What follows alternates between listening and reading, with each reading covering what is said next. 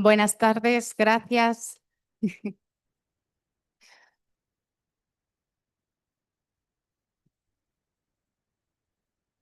Sí, está complicado. Bueno, dado que vamos ya con un cierto grado de retraso que hemos ido acumulando a lo largo de la jornada, pues si no tienen inconveniente, vamos a ir comenzando con esta mesa redonda que les...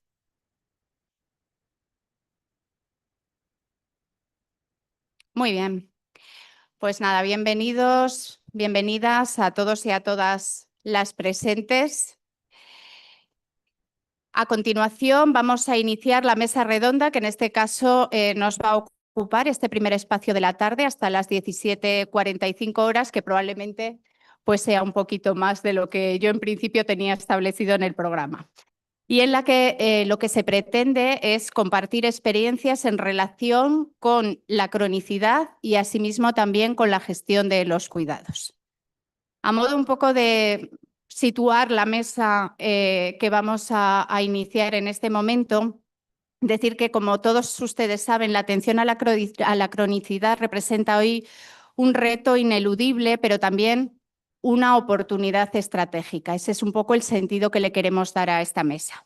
Según datos recogidos por la plataforma Cronicidad Horizonte 2025, casi el 55% de la población española mayor de 15 años presenta al menos una enfermedad crónica y en el 91,3% de los casos es la principal causa de mortalidad, destacando las enfermedades cardiovasculares, renales, metabólicas, que están interconectadas, coexisten, progresan e incluso se llegan a amplificar entre sí, lo que resulta en un impacto significativo en la calidad de vida de las personas. Este dato, estos hechos, ponen de manifiesto la necesidad de definir un marco común de abordaje al paciente crónico complejo. En este sentido, ya lo comentaban ponentes anteriores, el pasado 4 de julio, el Pleno del Consejo Interterritorial del Sistema Nacional de Salud aprobó el documento de desarrollo de la Estrategia de Atención a la Cronicidad para el periodo 2025-2028, que determina 7 líneas estratégicas clave: continuidad asistencial, atención domiciliaria, atención integrada social y sanitaria, adecuación a la práctica asistencial, atención al final de la vida, estratificación de la población en grupos de morbilidad ajustados y participación y empoderamiento de la ciudadanía en salud. En su declaración de intenciones se indica que se pretende reforzar el compromiso del Sistema Nacional de Salud con una atención sanitaria centrada en la persona, equitativa y sostenible, para cuya implementación se desarrollará una estrecha coordinación con comunidades autónomas, sociedades científicas, asociaciones de pacientes y nosotros, los profesionales sanitarios, con el objetivo de consolidar un sistema de salud más eficiente y preparado para afrontar los retos de la cronicidad. Dado que esta parece ser que va a ser la actual hoja de ruta, los profesionales de enfermería quizá deberíamos poner encima de la mesa cuál puede y debe ser nuestra aportación a cada una de estas líneas estratégicas, atendiendo a nuestras competencias y, según se establece específicamente en la mencionada línea estratégica 4, adecuación a la práctica asistencial, impulsar una asistencia basada en la evidencia, eficiente, segura y centrada en el valor mediante la eliminación de intervenciones innecesarias y la promoción activa de una cultura de mejora continua y uso racional de los recursos. Quizá, y esta es una propuesta, y yo creo que las ponentes que nos acompañan pues, pueden, digamos, aportar datos a este objetivo, se podría trabajar para incluir la determinación concreta de las intervenciones o de las aportaciones de enfermería en cada uno de los procedimientos o programas específicos derivados de las actuales políticas de salud y a través de indicadores válidos obtenidos a través de la recogida sistemática y fiel de la información, es decir, a través de la evidencia, la demostración de cómo esto podría contribuir a la satisfacción real de las necesidades de salud de la ciudadanía. Y a continuación, a través de las ponentes que van a participar en esta mesa redonda y a las cuales voy a tener el honor de presentar, se pretende ejemplificar cómo el conocimiento científico puede modular la práctica clínica en busca de mejores resultados de salud, en este caso en la atención a problemas crónicos de gran prevalencia. Vamos a cambiar el orden de las intervenciones, dado que como hemos empezado un poquito más tarde, tenemos ya conectada desde hace un ratito a la ponente que nos acompaña online desde Lisboa. No sé si podemos conectar con ella antes de realizar su presentación más formal. Muy bien. Bueno, pues la que nos acompaña, buenas tardes. La que nos acompaña desde Lisboa es la doctora Andrea Jorge Silva da Costa. Es doctora en enfermería, máster en salud pública, máster en enfermería comunitaria y profesora coordinadora titular de la Escuela Superior de Enfermería de Lisboa.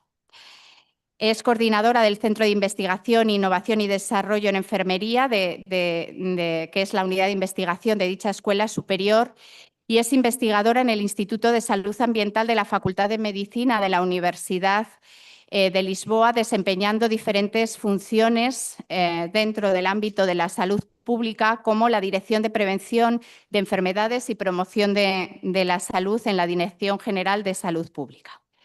Con mucha experiencia en este ámbito, pues ha ocupado diversos puestos de responsabilidad, división de estadísticas, división de seguimiento y de programas de la Dirección General de Salud, pues además ha colaborado con diversas acciones conjuntas europeas, entre ellas las que tienen que ver con algo que nos ocupa hoy, que son las enfermedades crónicas y la promoción del envejecimiento saludable a lo largo del ciclo vital, y la nutrición y la actividad física, siendo punto focal en diferentes áreas de investigación y especialmente en estas que hemos comentado, y que así posteriormente toda esa actividad ha sido plasmada como autora o coautora pues, en diversos y múltiples artículos científicos. Nos va a presentar el programa de investigación en dependencia y cronicidad, proyecto Lean portugués, y bueno, pues agradecer también la espera que te hemos hecho bueno, pues, tener en este momento y cuando quiera. Muito obrigada. Então, boa tarde, julgo que me consegue ouvir. Sim? Sí, sí. Aquí nos puede ayudar Lisa. Sí. Sí. Bem. Sí, te oímos bien y Boa. te vemos bien. Muito bem, então eu vou começar por partilhar a minha apresentação e julgo que agora já estará visível. Sí, estamos Sim. viendo. Muito bem. Portanto, eu preparei a apresentação de modo a que julgo que estarão a ver os slides. É assim? Sim, está em PDF. Muito bem, obrigada. Está assim. Está em PDF para, para tentar que seja efetivamente mais simples conseguir passar sem problema. Vou só tentar. A colega consegue colocar no ecrã inteiro? Vou tentar agora. Ampliar. Pantalla completa.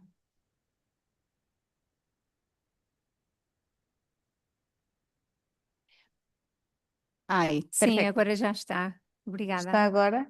Sim, Sim. sim. Deixe-me só tentar, porque não tenho. Agora houve aqui uma desformatação relativamente ao meu computador. Peço desculpa. Agora vou eu tentar localizar.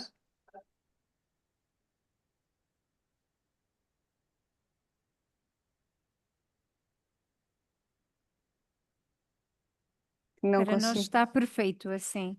Deixe-me ver, porque no meu lado cá não consigo passar no meu ecrã.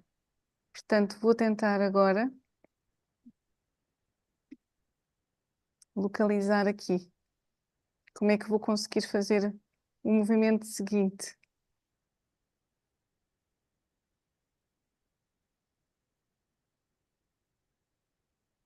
Bueno, yo creo que...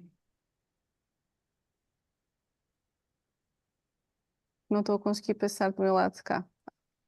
Andrea, yo creo que lo vemos. Sí, pero en su pantalla no está pasando los diapositivos. Vale. Bueno, estas son las cuestiones técnicas sobrevenidas.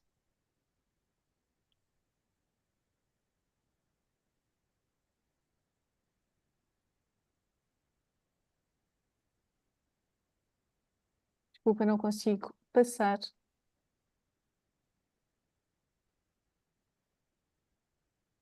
Não consigo passar o meu slide. Com ele em full screen.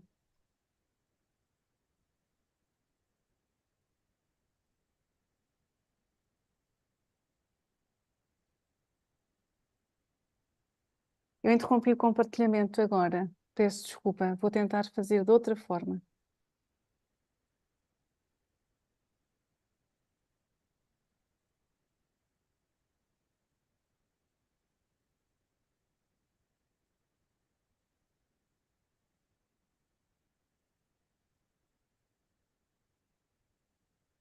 Yo creo que Estamos a ver. Estão a ver o meu... Sim. O que eu estou a fazer, é? Não. Não, estamos a ver o primeiro diapositivo.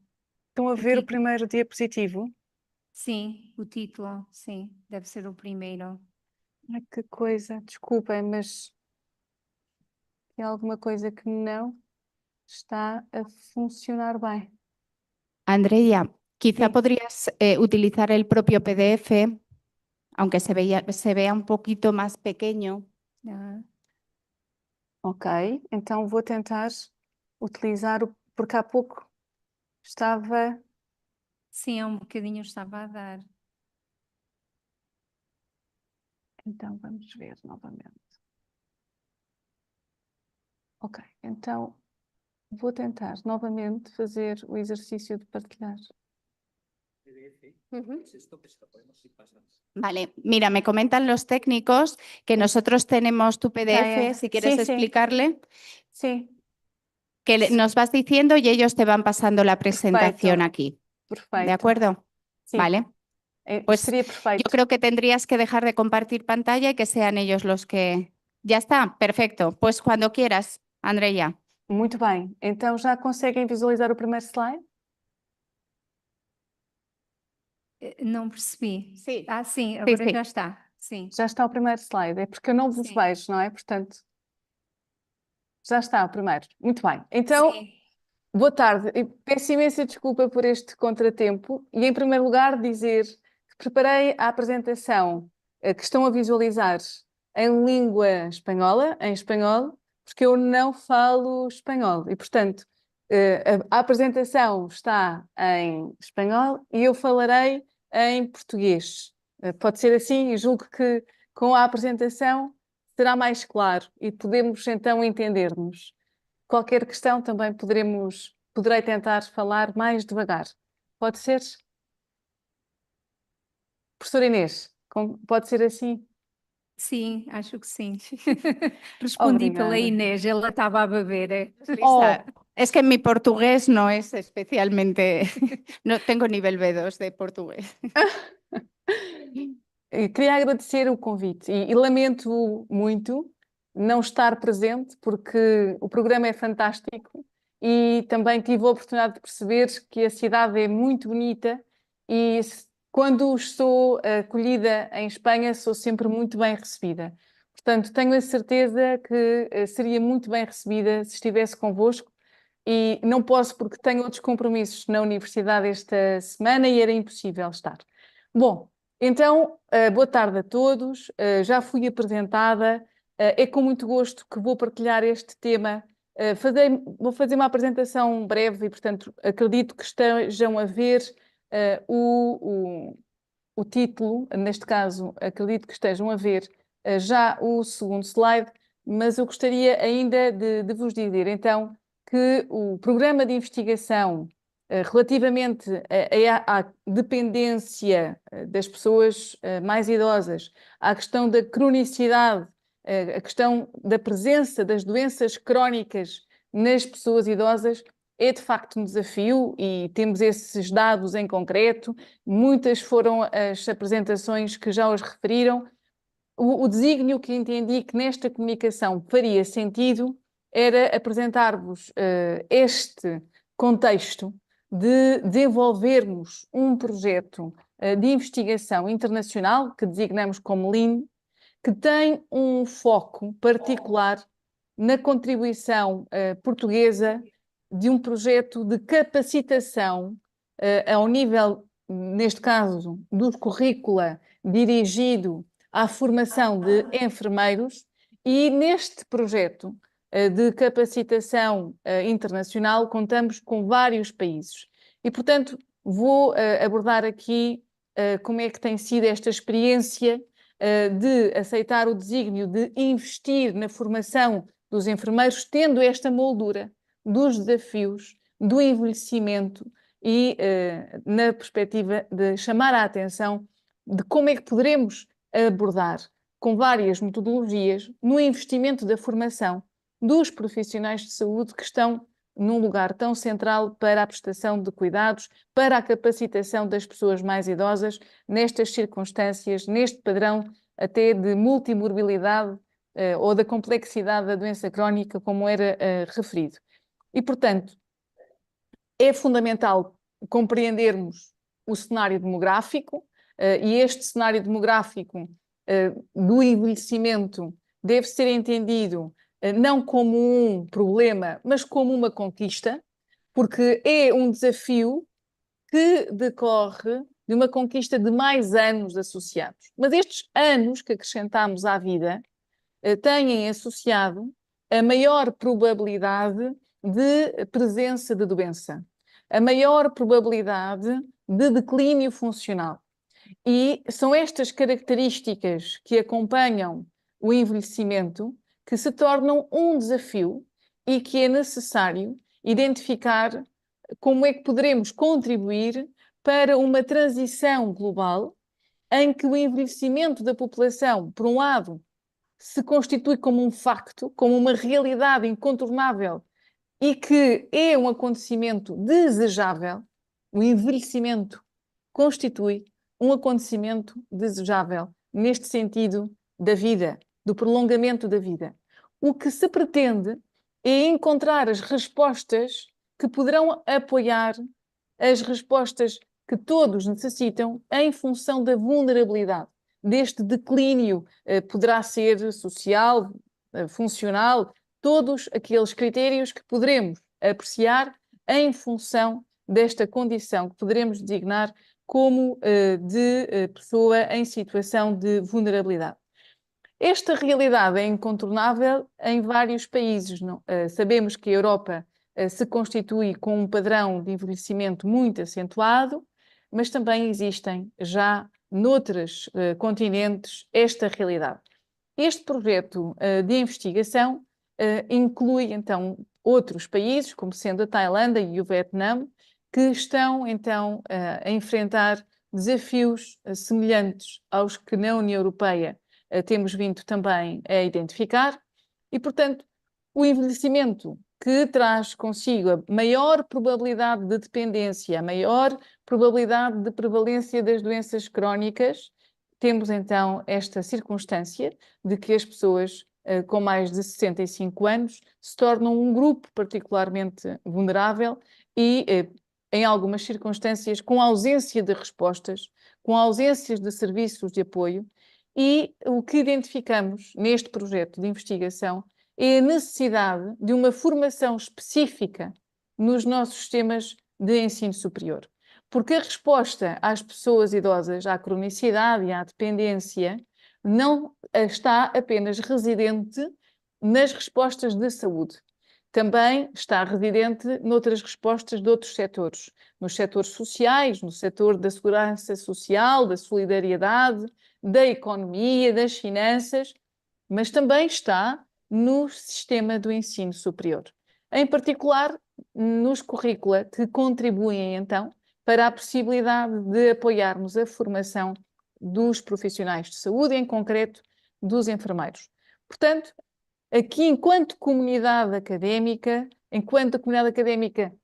totalmente integrada no sistema de saúde e, portanto, assume um duplo papel e neste sentido, se assume como de extrema importância a questão da preparação para as próximas, para as gerações dos profissionais de saúde, dos enfermeiros, entenda-se, para preparar o futuro das pessoas com mais idade, é necessário preparar as respostas e a resposta em função da preparação também dos currículos dos enfermeiros. E, portanto, há um reconhecimento neste projeto de investigação que uniu, então, estes países, há um reconhecimento para a necessidade de capacitar os enfermeiros com competências avançadas no cuidado à pessoa idosa e, em particular, na ativação das tecnologias para o apoio à formação dos enfermeiros. E, portanto, este projeto faz este reconhecimento desta necessidade e pretende apoiar no desenvolvimento deste futuro desenvolvimento dos profissionais, dos enfermeiros, as tecnologias como sendo um mecanismo catalisador ou potenciador da sua formação. Pedia agora para mudar de slide, por favor. Muito obrigada. E o projeto Lean surge como uma proposta em resposta a esta moldura inicial de sabermos que temos este desafio das pessoas mais envelhecidas e de identificarmos, então, na formação dos enfermeiros, uma possível resposta estratégica. Neste sentido, o projeto Lean pretende, através da tecnologia, de uma proposta tecnológica, desenvolver a formação futura dos enfermeiros. Este projeto foi financiado pelo programa Erasmus da União Europeia. É um projeto que tem como proposta melhorar de forma sistémica e inovadora a formação em enfermagem em países da Tailândia e do Vietnã.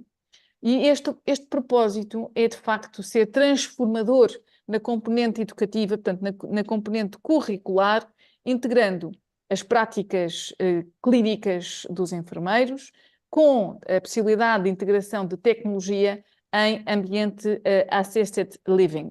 E, portanto, nesta componente tecnológica de treino em AAL, ou seja, a vida assistida em ambiente doméstico, isto é, as pessoas manterem-se integradas na sua comunidade com o apoio ao desenvolvimento da sua capacitação, mantendo-se integradas na sua vida doméstica, no seu cotidiano, na comunidade onde deseja continuar a envelhecer.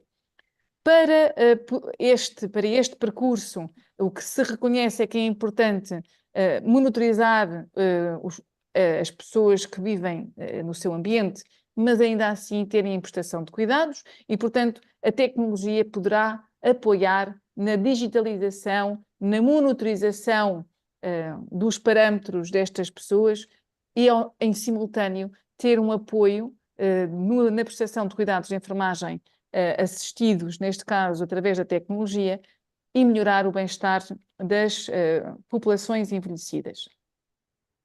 O próximo slide, por favor. Ora, este consórcio constitui-se como uma aliança transnacional. Isto é, há uma aliança em termos de compromisso que tem uma elevada magnitude, porque se traduz com países que também estão fora da União Europeia e que para nós constitui um conhecimento transcultural nesta perspectiva de percebermos como nos podemos potenciar entre conhecimentos, entre experiências. E esta é uma grande riqueza deste consórcio. É composto por parceiros de vários países. A coordenação está a cargo da Universidade Tailandesa e temos dois grupos complementares, portanto, o ensino superior ao nível asiático,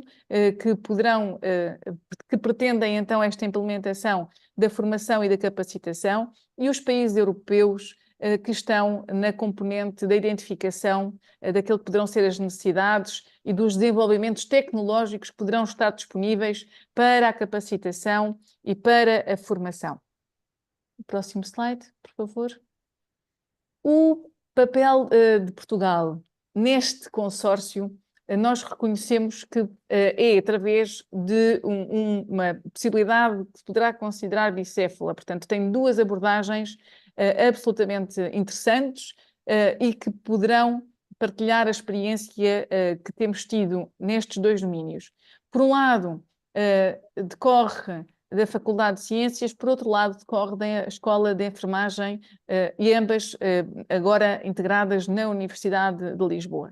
Ora, por um lado, temos a experiência na componente tecnológica, nos laboratórios tecnológicos, na questão da computação, das telecomunicações, que poderão ficar disponíveis para uma vida assistida em ambiente doméstico destas pessoas, e este trabalho vai dirigir áreas clínicas como a monitorização remota das pessoas idosas, a aplicação da inteligência artificial para melhorar a qualidade de vida das pessoas que continuam a viver no seu domicílio e, com isto, o desenvolvimento até de novas tecnologias de apoio e as pessoas continuando na comunidade. Esta participação é liderada por vários investigadores e aqui, como dizia, temos então a experiência da Faculdade de Ciências e da Escola Superior de Enfermagem, e a Universidade de Lisboa tem então a participação através de duas instituições. Próximo slide. Aqui o que poderemos, ou que eu gostaria de sublinhar, é que há um ponto também considerado muito relevante sobre a contribuição portuguesa, neste caso da Universidade de Lisboa, para além da partilha do conhecimento, ou seja, para além da partilha da experiência que temos tido, a Universidade de Lisboa lidera um work package, um grupo de trabalho que é focado no desenho das intervenções da capacitação. Isto significa que a equipa definiu uma base estratégica para que acompanhe todo o projeto, nomeadamente no que diz respeito à análise das boas práticas que são prestadas em ambiente doméstico às pessoas idosas, e estas boas práticas foram identificadas e foram contactadas muitas universidades europeias, muitas universidades asiáticas, com a análise de necessidades, de lacunas que foram percepcionadas, que foram relatadas por todos os parceiros envolvidos no projeto, e isto vai então permitir o desenho de uma estratégia de intervenção personalizada e adaptada a cada instituição. Portanto, houve aqui um mapeamento de universidades que pudessem ter presente nos seus currículos o Assisted Ambient Living e a componente dirigida às pessoas idosas nos seus currículos. Houve todos estes contactos com estas universidades, houve a análise destas respostas e estamos agora então a fazer o desenho daquilo que poderá vir a ser uma proposta de intervenção que cada instituição poderá adaptar em função daquilo que pretende implementar em inovação nos seus currícula, e então assim contribuirmos para implementar também inovação no ensino superior no que diz respeito ao desenvolvimento de capacitação dos enfermeiros que vão cuidar de pessoas idosas na comunidade. O próximo slide. Ora, deste projeto, para além da liderança estratégica, existe ainda a possibilidade de identificarmos a contribuição portuguesa noutras áreas, como sendo a transferência do conhecimento, em que vamos receber já daqui a alguns dias uma visita dos professores das universidades parceiras que vão ter uma perspectiva não só de integração no ecossistema tecnológico, mas também no ecossistema de inovação que temos em Portugal. Também a questão da apresentação da possibilidade de colaboração e da forma como temos estruturado o nosso currículo, e, portanto, vamos poder, apesar após esta etapa de visita, vamos poder participar ativamente também na formação dos formadores, nos currícula, através da criação de ferramentas de capacitação, através de workshops que serão realizados nestes dois países, na Tailândia e no Vietnã. No próximo slide. Este projeto vai traduzir-se em resultados que, por um lado, podemos observá-los no plano académico, em que o projeto irá modernizar ou vai propor vai apresentar propostas a vários cursos e a vários programas de enfermagem na perspectiva de formar enfermeiros com competências digitais em ambiente assistido, em ambiente comunitário, dirigido a pessoas idosas com base na tecnologia. Também, num outro plano, ao nível das infraestruturas, que iremos fazer propostas com base no levantamento e no mapeamento que realizamos de centros de inovação ou desenvolvimento de instrumentos inovadores para a formação nos dois países, na Tailândia e no Vietnã. E a proposta será que estes centros possam funcionar como laboratórios vivos, ativos, espaços de formação e de inovação dinâmicos para o desenvolvimento das práticas, ou seja, para a capacitação dos enfermeiros que irão fazer esta prestação de cuidados com recurso à tecnologia e também o desenvolvimento de investigação aplicada. Para garantir a sustentabilidade, será desenvolvida uma plataforma de aprendizagem online, onde serão colocados todos os materiais disponíveis que vamos desenvolver com recursos de acesso aberto. Próximo. Andrea, ¿Sí? No sé si te queda mucho, pero tendríamos que ir terminando la intervención como Muito en bem, 2 minutos. obrigada. Então, para terminar, um próximo slide, por favor. Dizer apenas que foi então desenhado com uma perspectiva de sustentabilidade. Pretendemos que possa ficar disponível a possibilidade destes materiais. E no próximo slide, por favor. Para concluir, reforçar 3 ideias principais. Por um lado, o projeto é uma resposta inovadora, muito relevante aos desafios globais. Segundo, a possibilidade de termos a ligação das várias universidades de diversos países na procura de respostas às pessoas idosas pela capacitação da enfermagem, pela partilha de experiências tão distintas. E, por outro lado, a questão de um desenho conceptual com recurso à tecnologia para a prestação de cuidados. E, portanto, o nosso maior desafio é continuar a desenvolver a melhoria da qualidade de vida para as pessoas idosas através do investimento nos currículos de enfermagem, mas com a modernização dos sistemas de ensino e de saúde. Muito obrigada e lamento mais uma vez não estar convosco presencialmente. Muito obrigada. Muchas gracias.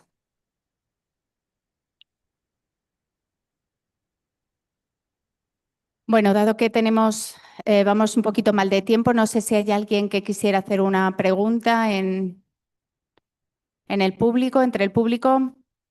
Pues si no, pues yo creo que queríamos darte las gracias por tu participación en estas jornadas, por tus aportaciones. Y si os parece, continuamos hacia adelante y dejamos un espacio final si nos queda tiempo para alguna pregunta que pueda surgir. A continuación, paso a dar la palabra a la doctora Lisa Gómez, nacida en Boston, profesora de la Escuela de Enfermería de la Universidad de Miño, con más de 25 años de experiencia en enfermería, en educación superior y también en colaboración internacional. Doctora en Ciencias de la Salud, en Enfermería Avanzada, posee también máster en Ciencias de la Educación y es especialista en Enfermería de Rehabilitación. Tiene una experiencia clínica que abarca cuidados intensivos, neurocríticos y hemodiálisis. Y desde 2005 ha coordinado programas de movilidad internacional proyectos Erasmus Plus, en el que he tenido el placer de colaborar en uno de ellos, y colabora con varias universidades españolas en dirección de tesis doctorales. Ha impartido formación en más de 15 países, visiting scholar en la Penn State University e investigadora principal en el Centro de Investigación en Enfermería de la Universidad de Minho y miembro de la Unidad de Investigación en Ciencias de la Salud de la Universidad de Coimbra. Su investigación, ahora sí, se centra en rehabilitación cardíaca, metodologías pedagógicas innovadoras, competencia emocional y uso de entornos virtuales y juegos serios en enfermería. Y nos va a hablar de rehabilitación cardíaca y educación emocional, un enfoque integral para el bienestar del paciente. Lisa, muchas gracias por acompañarnos y cuando quieras tienes la palabra. Gracias, muy amable. Pues buenas tardes, es un placer estar aquí hoy con vosotros. Y antes de empezar mi presentación, quiero agradecer al comité científico y organizador por la invitación y por recibirme tan bien. Mis diapositivos están en inglés para tornar estas jornadas un poquito ainda más internacionales, pero no me atrevería a hacerlo en español, pero sí voy a atreverme a hablarlo un poquito en español. Entonces, lo que traigo hoy aquí son dos estudios. Uno en el que el enfoque es el paciente cardíaco y el segundo, el enfoque son los profesionales sanitarios, muy centralizado en los enfermeros y enfermeras. Las enfermedades cardiovasculares continúan siendo la principal causa de morbilidad y mortalidad a nivel mundial. A pesar de los avances terapéuticos, todavía observamos un alto número de hospitalizaciones por síndrome coronario agudo y baja adherencia a los programas de rehabilitación cardíaca. Esto constituye una oportunidad para los profesionales de la salud de promover la educación, el empoderamiento y la responsabilidad del paciente en su propio autocuidado.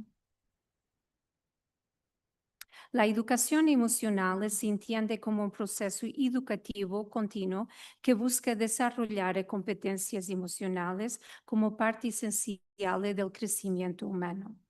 La rehabilitación cardíaca, por su parte, es un conjunto de actividades que buscan mejorar las condiciones físicas, mentales y sociales del paciente, permitiéndole recuperar su lugar activo en la comunidad.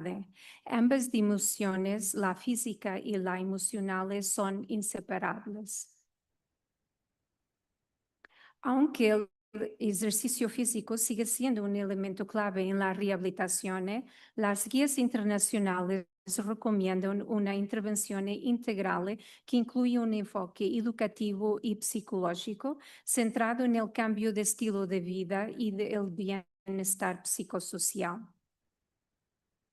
Entonces me pregunto, como profesional de salud, ¿qué puedo hacer y cómo lo puedo hacer? A través de la promoción y la prevención y el desarrollo de habilidades de autocuidado, implementando estrategias de educación para la salud que fomentan la adopción de hábitos saludables, el conocimiento sobre los factores de riesgo y la toma de decisiones informadas respecto al bienestar personal. A través de la educación se potencia la autonomía de los individuos y que contribuye para el aumento de la adherencia al régimen terapéutico, mejorando así la calidad de vida y fortaleciendo la responsabilidad compartida en los cuidados de salud. El proceso de educación comienza en el primer momento, en el primer contacto entre enfermero, enfermera, paciente. En el ámbito de la salud, educar significa promover el desarrollo integral del individuo, estimulando la autonomía, la conciencia crítica para promover una tomada de decisión informada y asertiva y, consecuentemente, la adopción de comportamientos saludables. Y este proceso es algo muy natural, pero tiene que ser intencional para conciencializar el paciente. Él va preguntando, ¿qué me ha pasado? ¿Voy a estar bien? Esto es por causa de mi esposa. He tenido el infarto por causa de mi chefía.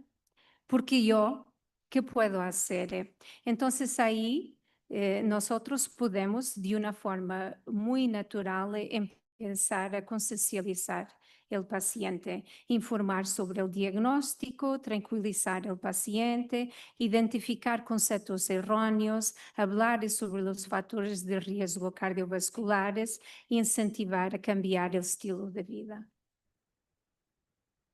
Es muy importante también percibir que el evento de un paciente coronario es un evento muy súbito. Entonces hay un choque emocional. Es necesario entender que el paciente está en un ambiente que no es el suyo y tiene de una forma muy rápida una respuesta a nivel de tratamiento y también los recursos técnicos son impresionantes. Entonces, el paciente queda poquísimo tiempo en la unidad, en la UCI coronaria o en el servicio, el piso de cardiología. Entonces, para él es todo muy rápido y estamos nosotros, los enfermeros, para darle las herramientas necesarias, no solo las físicas, pero también las emocionales. Y es aquí que tenemos que aprovechar el tiempo para conciencializar que el enfermo cardíaco va a pasar a ser, va a pasar a tener una enfermedad crónica. Y los pacientes cardíacos no les gusta cuando les decimos que van a ser, tienen una doença, una enfermedad, perdón, crónica. Algo también importante que no podemos olvidar son las necesidades de los pacientes, ya que nuestras intervenciones deben responder a ellas. Para aquellos que pueden reincorporarse al trabajo, es importante percibir que su necesidad es volver a la actividad laboral y productiva lo antes posible. Y también mejorar y mantener una buena condición cardiovascular. Para aquellos que no pueden volver al trabajo, sus necesidades son mucho de tener una vida lo más activa posible y establecer nuevas áreas de interés que contribuyen a mejor calidad de vida. Desde una perspectiva teórica, la autoeficacia propuesta por Albert Bandura constituye un elemento central para compreender cómo las personas perciben su capacidad de actuar ante los desafíos de salud. Esta teoría subraya que la creencia en la propia competencia influye directamente en la motivación, la persistencia y la adopción de comportamientos saludables. Aspectos estrechamente relacionados con la educación emocional, que permiten reconocer, gestionar y transformar las emociones en recursos positivos para el autocuidado. En el ámbito de la enfermería, las teorías de las transiciones y del autocuidado proporcionan un marco conceptual que orienta para la práctica hacia la rehabilitación, la autogestión de la enfermedad crónica y la mejora de la calidad de vida. La evidencia nos muestra que la alfabetización en salud y el empoderamiento influyen y determinan la forma de adaptación y el cambio en los comportamientos de salud. Y esto resulta aún más evidente cuando se hace referencia a las enfermedades cardiovasculares y en particular la enfermedad coronaria, ya que nos enfrentamos a factores de riesgo. En el primer estudio tuvo como objetivo evaluar el impacto de una intervención educativa en el desarrollo de habilidades de autocuidado en pacientes con síndrome coronario agudo. Se diseñó un estudio casi experimental con un grupo controlo y un grupo experimental. El grupo experimental recibió un programa de intervención educativo, además de los cuidados de enfermería estándar. Se realizaron 2 evaluaciones, una pré-intervención tras la admisión hospitalaria y otra post-intervención un mes después del alta. Para desarrollar el programa educativo es importante recordar que el aprendizaje no se produce de manera pasiva, sino a través de un proceso estructurado que incluye diversas fases. Para que ocurra cualquier proceso de aprendizaje, primero tiene lugar la fase de atención, seguida de la fase de retención, al cual se almacenan y recuperan los conocimientos observados. Posteriormente se desarrolla la fase de reproducción, donde la retroalimentación correctiva refuerza el comportamiento aprendido y finalmente la fase de motivación, en la que la persona se siente impulsada a llevar a cabo una conducta determinada. El proceso del programa educativo asienta en una relación terapéutica entre enfermera y paciente, la comprensión de la condición de salud y los problemas que provocaron el síndrome coronario agudo, promoviendo una tomada de conciencia sobre la necesidad de adherirse al régimen terapéutico son las fases siguientes del programa. A través de la educación para la salud, el paciente aprende a adoptar un estilo de vida saludable y a autoevaluar signos y síntomas, lo que refuerza su capacidad de autocuidado y su participación activa en el proceso de recuperación.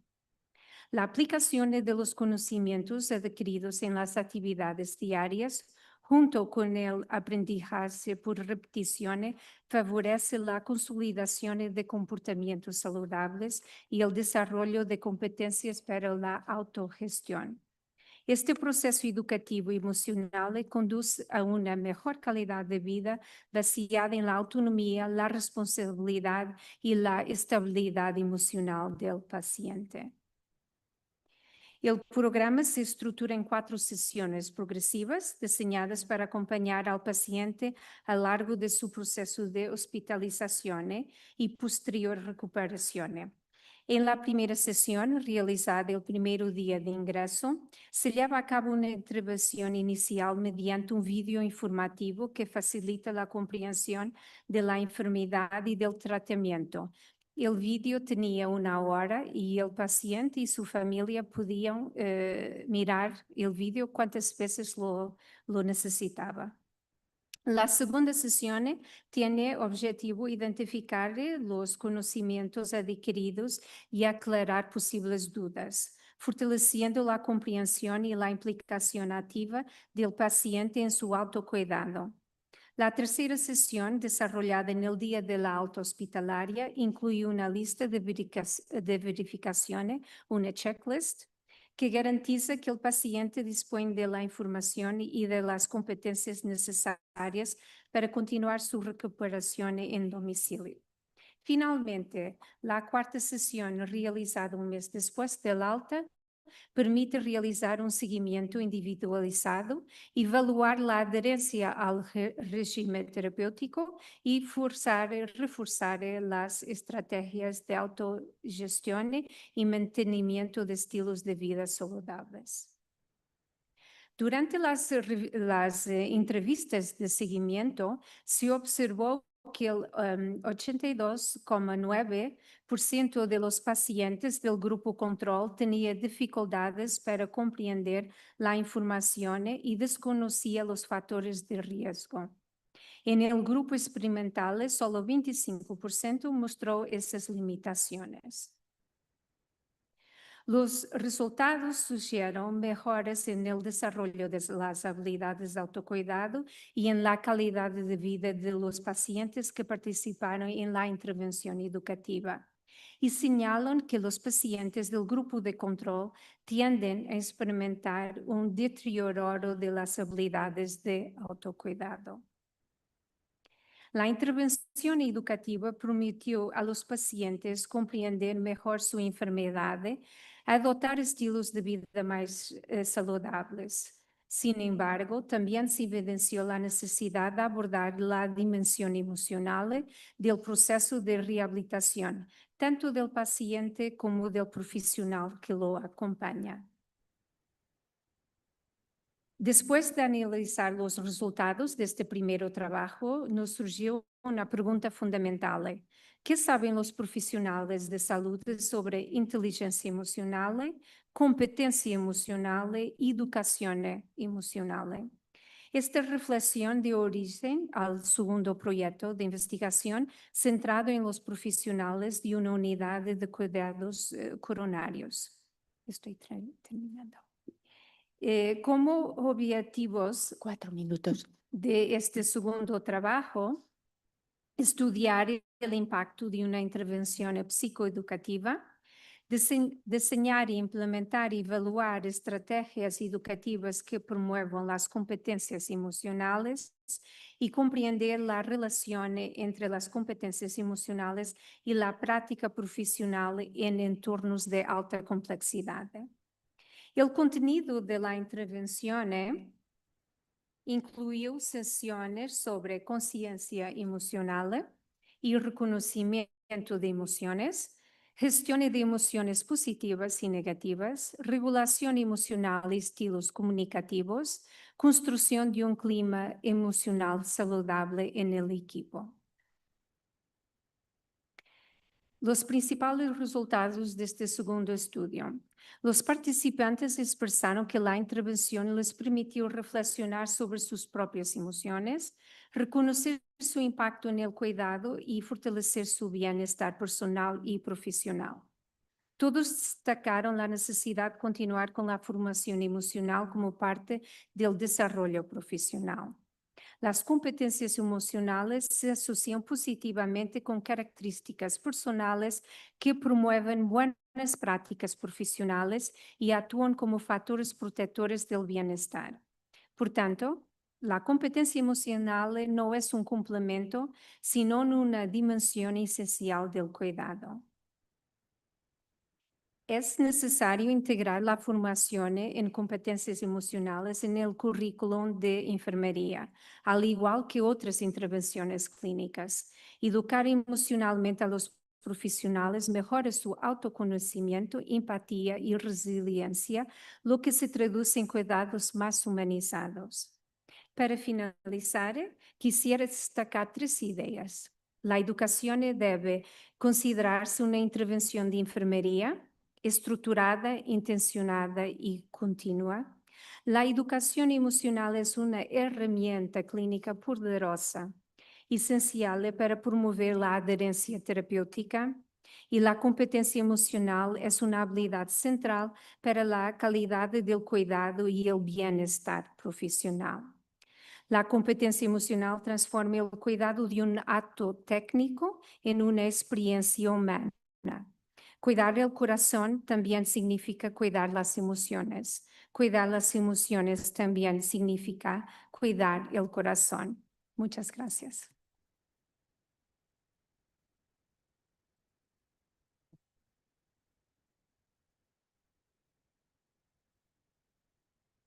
A continuación, queremos disculpar la ausencia del Alejandro Lendínez, presidente de la Sociedad Española de Enfermería Neurológica, que finalmente no nos va a poder acompañar, pero podemos contar y tener el honor de tener en esta mesa a Andrada Cristoltán, graduada en Enfermería por la Universidad Pontificia de Comillas, máster universitario en Cuidados Paliativos y en Bioética, que ha realizado varios estudios de investigación dentro a lo largo, ¿no?, de toda su labor asistencial, tanto en el complejo asistencial Benito Meni como en otros entornos laborales en los que ha trabajado.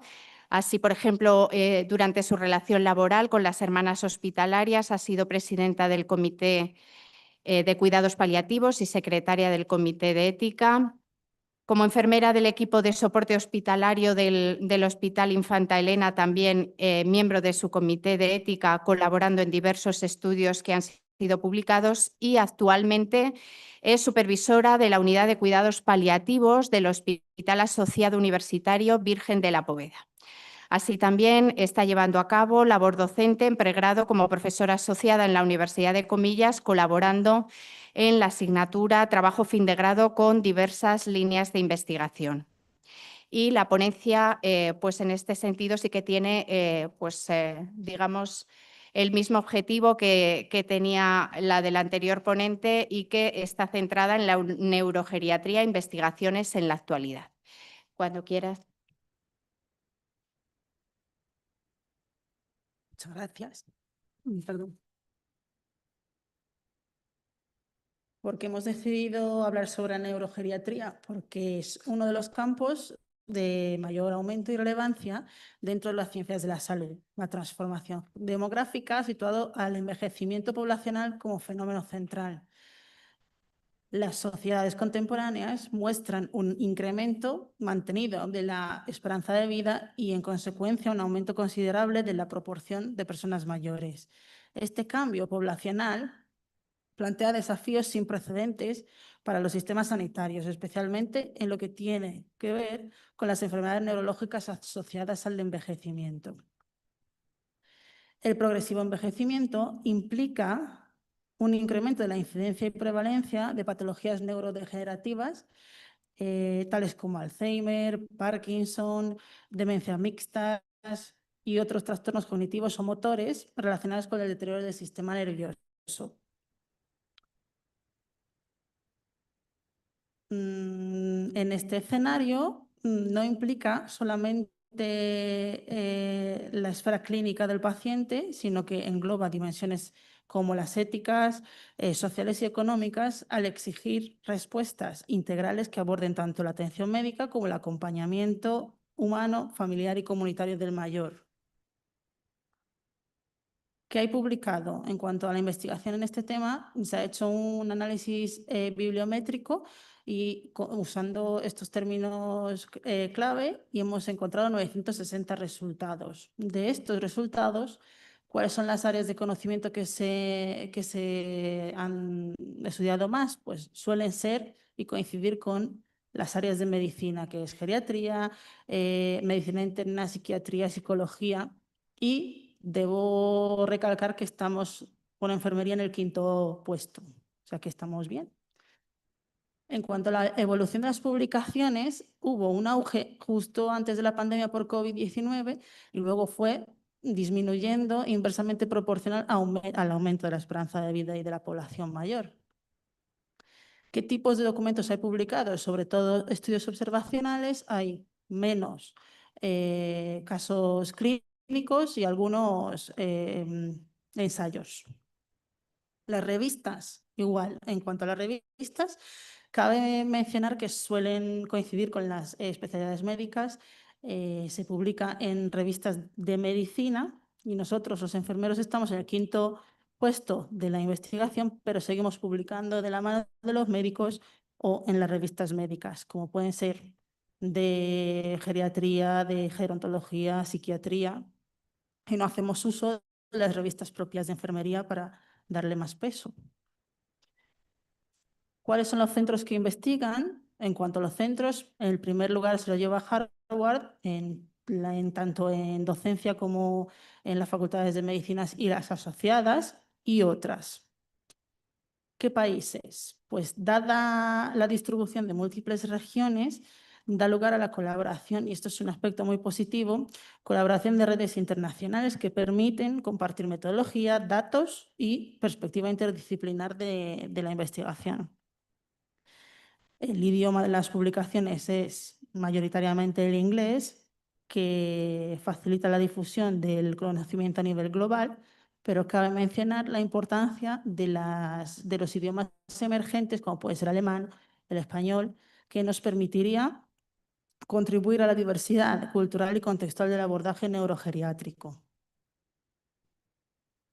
En cuanto a las innovaciones tecnológicas y enfoques personalizados, cabe mencionar el diagnóstico precoz en neuromarcadores, que lo que harían es mejorar la detección de las enfermedades neurodegenerativas y poder intervenir en el paciente incluso antes de que comience a presentar síntomas clínicos evidentes. Intervenciones psicosociales personalizadas, llevando a cabo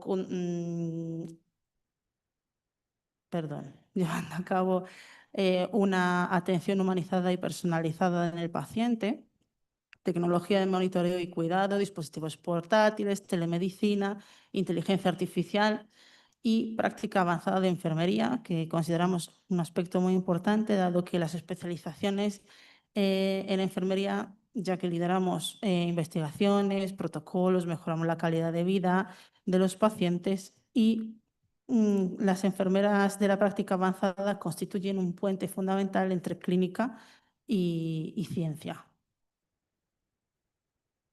En cuanto a las líneas de investigación emergentes, podríamos agrupar estas 5 en 3 pilares fundamentales, que serían los modelos para el diagnóstico predictivo basado en la inteligencia artificial, neuroética en la práctica clínica y autonomía y bienestar. Hay muchísimo que estudiar en cuanto a dependencia y autonomía, empezando por las políticas sociales de vivienda, de acceso a la vivienda de la población de los mayores del mañana. Van a tener una casa en propiedad, van a poder afrontar los gastos propios de sus cuidados en ese momento de fragilidad, cuidados paliativos y atención al final de la vida. Sobre todo en daño cerebral se ve la necesidad de estudiar mucho en polifarmacia, adherencia al tratamiento. Y en cuanto a la nutrición, en las patologías neurodegenerativas podemos empezar por los cuidados de la boca, control postural, manejo de la dieta, disfagia, control, los test de volumen, viscosidad, que se pueden hacer perfectamente por parte de enfermería.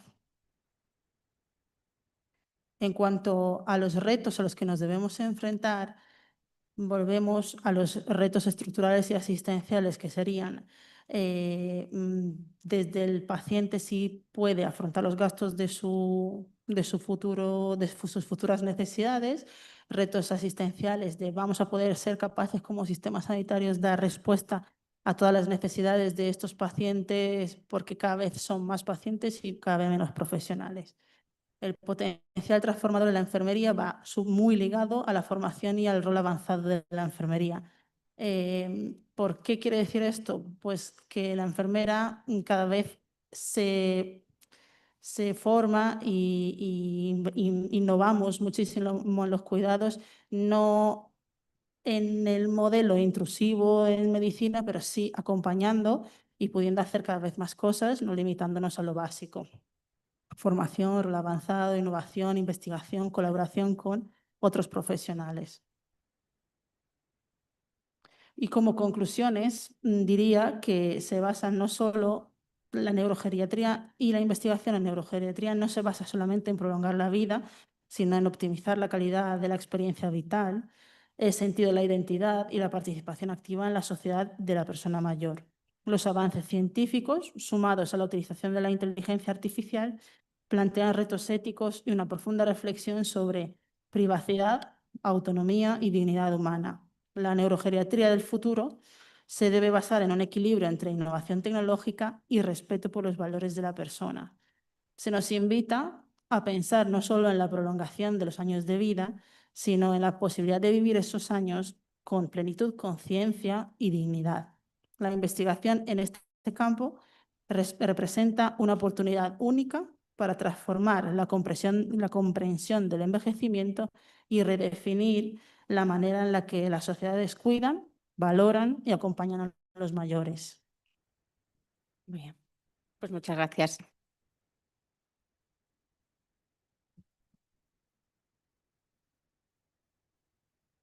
Bueno, pues en primer lugar, dar las gracias a las ponentes por las extraordinarias aportaciones que han hecho a esta mesa y ahora damos, si les parece, un breve espacio a los aquí presentes para que puedan hacer las preguntas o cuestiones que estimen oportunas. No sé si hay alguna pregunta en la sala.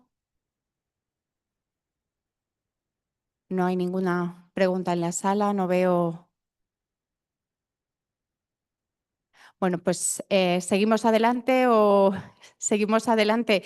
Me encantaría poder compartir más tiempo con vosotras, pero sí que les voy a pedir a los presentes que muestren, bueno, pues que sean capaces en este caso de mantener un poquito más el grado de atención, porque ahora queremos presentar un breve vídeo, un pequeño vídeo que forma parte de un proyecto del Consejo de Colegios Oficiales de Enfermería de Castilla y León y que tiene como objetivo un poco tomar el pulso de cómo está o cuál es el estado de la investigación en enfermería en Castilla y León. En este caso, lo que queremos saber es quiénes están investigando, quiénes querrían investigar, cuáles son sus, sobre todo sus necesidades o cuáles son las oportunidades que probablemente ustedes como profesionales ven en el día a día, y entonces que esa información sea transmitida al Consejo de Colegios Oficiales en un proyecto que se denomina Mapeando y que está acompañado por un código QR que les pedimos en la medida de lo posible que ustedes contesten para que nos aporten esa información y así nos ayuden o ayuden a los miembros del Consejo a tomar decisiones estratégicas en cuáles son los siguientes pasos que se deben seguir para avanzar en este camino. Entonces, cuando quieran el equipo. En 2 minutos te vamos a contar nuestro plan. Somos la Comisión de Investigación del Consejo de Enfermeras de Castilla y León y queremos contar contigo, porque pensamos que la investigación no tiene que estar en un despacho o a nivel académico. La investigación nace, como en esta imagen, en un hospital, en tu praxis asistencial diaria. Por eso queremos contar con enfermeras como tú. Somos una herramienta que sirve para todos los colegiados de Castilla y León, en el que queremos formarte, informarte y darte pie a que pertenezcas a un grupo, ¿no? Entonces queremos saber tus intereses. Este link, este mapeando que estamos haciendo es para saber tus intereses. Si estás investigando, si quieres investigar, si quieres simplemente recibir información. Así que te animamos a que te apuntes, porque las enfermeras de Castilla y León, si nos unimos, llegamos más lejos. Muchas gracias. Pues ahora van a tener a disposición ese código QR que se va a mantener en la web del Consejo durante, va a permanecer en esa web del Consejo para que cuando estimen oportuno pues nos hagan llegar esas inquietudes en materia de investigación para, como les decía, poder apoyarles o acompañarles en ese proceso. Bueno, pues muchas gracias a todos y yo creo que es momento de hacer un pequeño descanso y continuar con estas jornadas. Muchas gracias de nuevo a los ponentes, a las ponentes. Muchas gracias por su atención y enseguida continuamos.